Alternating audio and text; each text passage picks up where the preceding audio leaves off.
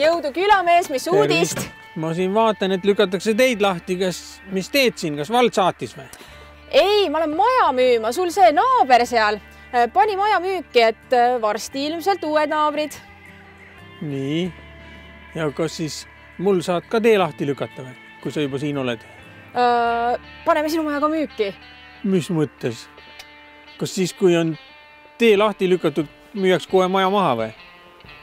Vald on selle välja mõelnud? Ei, vald ei puutu üldse asjasse. Mina esindan koduomanikku. Me siin pakumegi inimestele elamusi ja värki, aga aeg on raha, et otsusta ruttu. No, ma mõtlen, et äkki lükad ikkagi mul ka lahti. Müüme siis maha, kui lahti lükatud on. Äkki saab puud ka laotud, vaata lume all hunnikus siin. Paneme müüki.